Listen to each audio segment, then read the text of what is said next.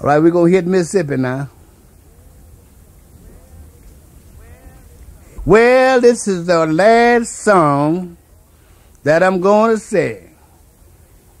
The place where I was born, raised, and always tried to stay. That was in old Mississippi. The dirtiest state in the world. The low-downest people in the world. The place, the town where time done come to civilization, and they still call you a nigger.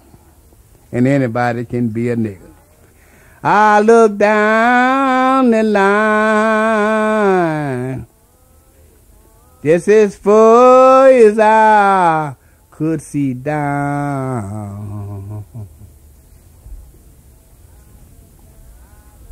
I look down the line, just as far as I could see. And I didn't see nobody that looked like Roberta Brown to me. Then I start walking, hoping that I would catch a ride. Yes, I start walking,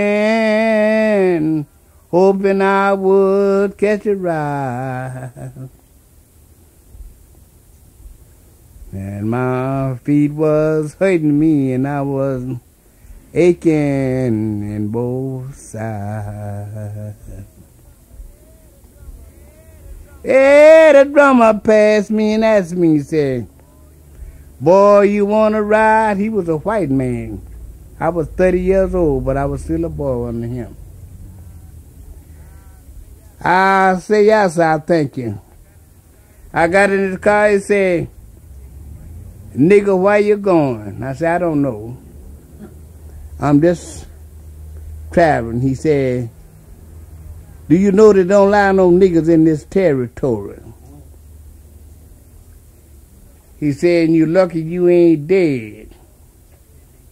He said, "Because if you says anything, I'll chop off the top of your head." I told him, I said, "Well, boss, I thank you for the ride." I said, "But if you just pull aside," I said, "I'll get out of your car and still thank you for the ride." But I just kept on looking, trying to find Roberta Brown. I got to a little river. I can't think of the name of it. It's just out of Monroe. And they had a sign up there saying, "Nigga, read and run, and don't let sundown catch you here." I said, "Lord," I said, "the sun ain't but about 20 minutes high." I said, "I don't know which way that I'm supposed to try to catch a ride." A white lady pulled up to the stop. She said, "Boy," she said, "where you going?" I said, "I don't know, ma'am." I said, "But I'm trying to get out of this vicinity where niggas ain't loud after sundown." She said, "Well, come on, get in the car with me." I thanked her. I got in the car with her. She carried me to a house. I swept up a yard and picked up all of the leaves.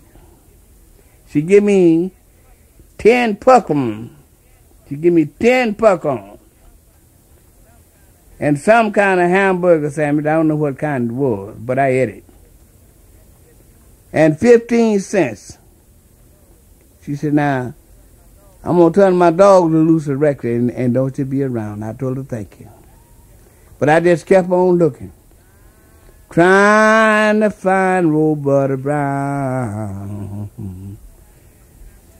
Then I went out on 80 Highway.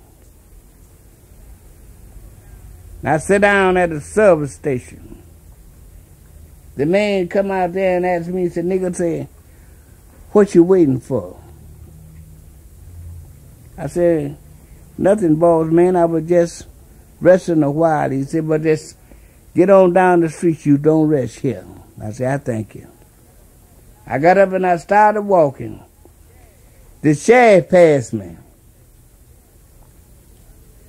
Out of Tensor Pass, that's Tallulah.